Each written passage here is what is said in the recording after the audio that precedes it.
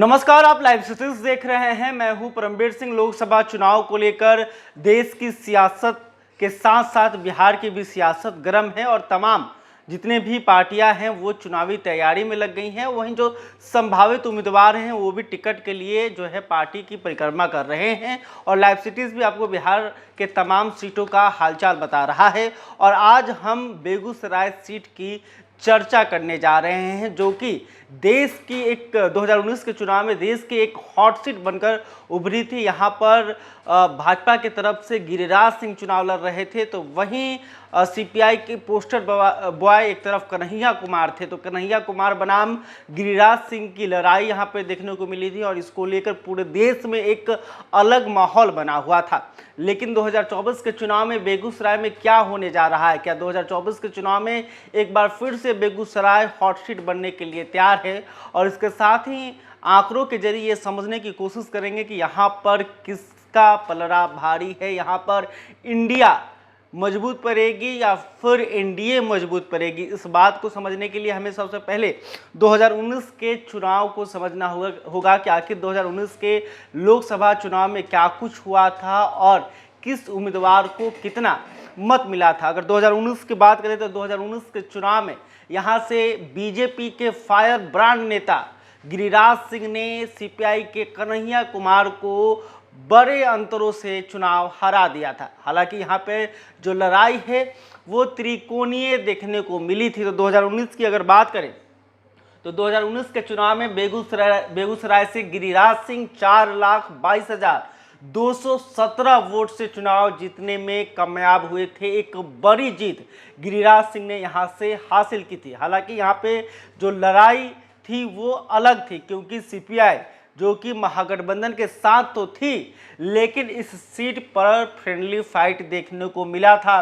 CPI के तरफ से कन्हैया कुमार जो कि जेएनयू के पूर्व छात्र अध्यक्ष रह चुके थे और एक लाइमलाइट में थे, तो कन्हैया कुमार एक तरफ लड़ रहे थे, तो वहीं दूसरी तरफ हिंदुवादी और फायर ब्रांड नेता माने जाने वाले गिरिराज सिंह चुनाव लड़ रहे थे। तो इस लड़ाई में वहीं आरजेडी ने तनवीर हसन को भी मैदान में उतारा था। कन्हैया कुमार के लिए एक बड़ा जो है वर्ग जो है वो दिल्ली से आया था प्रचार करने के लिए, तो वहीं गिरिराज सिंह के साथ बीजेपी के तमाम बड़े नेता थे और यहाँ पर चुनाव प्रचार करने आए थे। एक अलग ही चुनाव प्रचार देखने को मिल रहा था और इस लड़ाई में बीजेपी के गिरिराज सिंह भारी मतों से जीतने में कामयाब हुए थे। गिरिराज सिंह को 6,92,193 वोट मिले थे। अगर वोट प्रतिशत की बात करें तो 56.48% जो है गिरिराज सिंह के खाते में वोट आया था।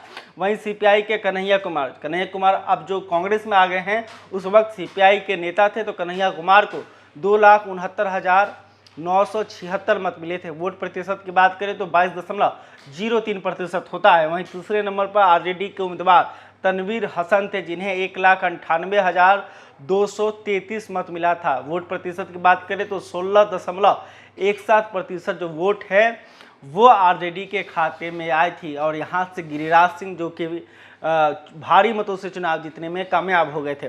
लेकिन अब सवाल है कि आखिर 2024 में क्या होगा, क्योंकि अब बिहार का जो समीकरण है वो पूरी तरह से बदल गया है, क्योंकि नीतीश कुमार अब लालू प्रसाद यादव के साथ है। नीतीश कुमार की पार्टी जदयू महागठबंधन में साथ है और देश में जो है तमाम विपक्षी दल एक साथ आ रहे हैं और एक नए गठबंधन की भी शुरुआत हो गई है, जिसका नाम INDIA है। तो इंडिया जिसे कहा जा रहा है, तो इंडिया कितनी मजबूत है, क्योंकि अब बिहार में नीतीश कुमार, लालू प्रसाद यादव, कांग्रेस और जितने भी लेफ्ट दलें हैं वो एक साथ हैं। तो बेगूसराय में क्या होने जा रहा है और बेगूसराय से कौन सी पार्टी चुनाव लड़ सकती है, इसकी भी चर्चा हम लोग करेंगे। लेकिन 2024 के चुनाव में आखिर यहाँ पे क्या हो सकता है, इसको समझने के लिए 2014 के परिणाम को देखना काफ़ी अहम है, क्योंकि 2014 के लोकसभा चुनाव में एक तरफ एनडीए थी तो दूसरी तरफ आरजेडी कांग्रेस का गठबंधन था। तो एक तरफ नीतीश कुमार की पार्टी का जो है सीपीआई से गठबंधन था, यानी कि नीतीश कुमार की पार्टी जदयू और सीपीआई मिलकर चुनाव लड़ रही थी। 2 सीटों पर सीपीआई ने अपने उम्मीदवार उतारे थे, तो वहीं 38 सीट पर नीतीश कुमार की पार्टी जदयू जो है अकेले 2014 में चुनाव लड़ रही थी। 2014 में चलते हैं कि आखिर 2014 में यहाँ पर क्या कुछ हुआ था। तो 2014 के चुनाव में यहाँ से बीजेपी के उम्मीदवार भोला सिंह थे, जो कि चुनाव जीतने में कामयाब हुए थे। डॉक्टर भोला सिंह को 4,28,227 वोट मिले थे। वोट प्रतिशत की बात करें तो 39.73% वोट इनके खाते में आया था। वहीं दूसरे नंबर पर आरजेडी के तनवीर हसन थे, जिन्हें 3,69,892 वोट मिले थे। वोट प्रतिशत होता है 34.32%, यानी कि यहाँ पर बीजेपी ज़्यादा अंतर से चुनाव नहीं जीते थी। वहीं तीसरे नंबर पर सीपीआई के राजेंद्र प्रसाद सिंह थे, जिन्हें 1,92,639 मत आया था, यानी कि सीपीआई जिसे जदयू का समर्थन हासिल था, जदयू सीपीआई का गठबंधन था, और जदयू का जो वोट है वो राजेंद्र प्रसाद सिंह के खाते में भी गया था। तो 1,92,639 वोट जो है वो राजेंद्र प्रसाद सिंह को मिला था। तो देखिए, अब आरजेडी, सीपीआई, जदयू सब एक साथ है, तो वोट जो बैंक है उसको समझिए। 34% से अधिक वोट तनवीर हसन को मिला था 2014 के चुनाव में। वहीं सीपीआई को मिला था 17% से अधिक वोट। अगर ये वोट नहीं बिखरते हैं तो बीजेपी के लिए यह सीट उतना आसान नहीं हो सकता है।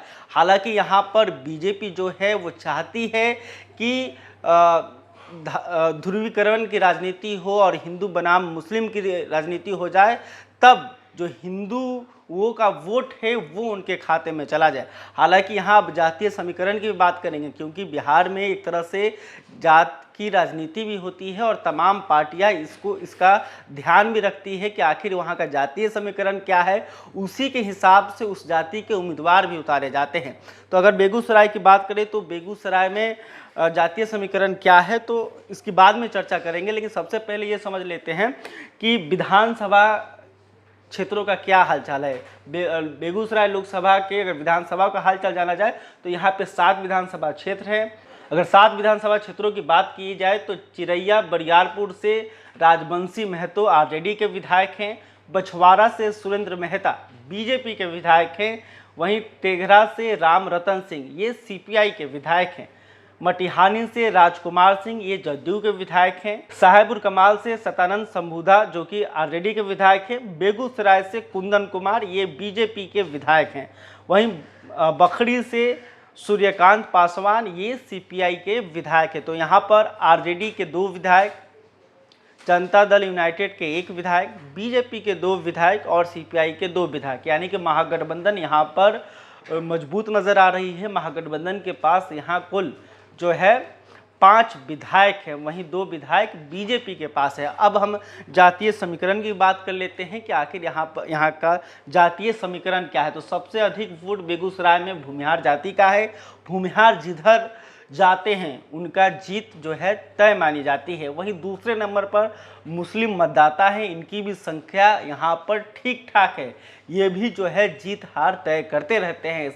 इसके अलावा तीसरे स्थान पर लौकुश यानी कि कुर्मी और कुशवाहा जाति के वोटर हैं, जिसे नीतीश कुमार का वोट बैंक माना जाता है। नीतीश कुमार इस वोट बैंक पर अपना दावा करते हैं। वहीं चौथे नंबर पर यादव जाति के वोटर हैं, इनकी भी संख्या यहाँ पर ठीक ठाक है। इसके अलावा 5वें नंबर पर अन्य जाति के वोटर हैं, जिनकी भी संख्या यहाँ पे अच्छी खासी है। तो यहाँ पे अब देखना होगा कि क्या भूमिहार बीजेपी के साथ जाते हैं। अगर पूरी तरह से भूमिहार बीजेपी के साथ जाते हैं, स्वर्ण वोटर पूरी तरह से यहाँ पे जाते हैं, तो वो चुनाव आसानी से जीत सकते हैं। इसके अलावा मुस्लिम, लौकुश और यादव, अगर ये तीनों वोट बैंक यादव जाति और मुसलमानों पर जो है आरजेडी अपना दावा करती है, एमवाई समीकरण की बात करती है, तो अगर आरजेडी का एमवाई समीकरण यहाँ पर नहीं टूटता है, वही नीतीश कुमार का लौकुश समीकरण यहाँ पे नहीं टूटता है, तो बीजेपी के लिए ये यहाँ पे मुश्किल हो सकती है। तो देखना होगा कि नीतीश कुमार अपने वोट बैंक को कितना साथ पाते हैं। वहीं आरजेडी का एमवाई समीकरण जो है, क्या वो पूरी तरह से लालू प्रसाद यादव के साथ रहेगी, महागठबंधन के साथ रहेगी, ये भी एक बड़ा सवाल है।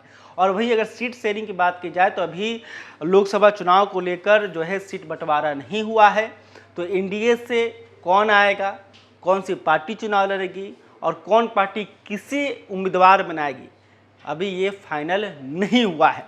दूसरी तरफ महागठबंधन में अगर बात करें तो इस सीट पर कांग्रेस का भी दावा है। कांग्रेस चाहती है कि कन्हैया कुमार यहाँ से चुनाव लड़े, तो कन्हैया कुमार के लिए इस सीट पर कांग्रेस दावा कर रही है। तो दूसरी तरफ सीपीआई की दावेदारी भी इस सीट पर है। सीपीआई भी चाहती है कि यहाँ से वो अपना उम्मीदवार दे। इसके अलावा आरजेडी जो कि यहाँ से चुनाव लड़ती रही है, तो आरजेडी भी अपना उम्मीदवार उतारना चाहती है। तो देखना होगा कि ये जो सीट है वो किसके खाते में जाती है और महागठबंधन से कौन पार्टी यहाँ पर चुनाव लड़ता है। बहरहाल अभी तक आपने हमारे चैनल को सब्सक्राइब नहीं किया, तुरंत कर ले। इस खबर को लेकर, बेगूसराय सीट को लेकर आप क्या सोचते हैं कमेंट करके बता सकते हैं। वीडियो फेसबुक पर देख रहे हैं तो हमारे पेज को भी लाइक कर लें। बहुत बहुत धन्यवाद।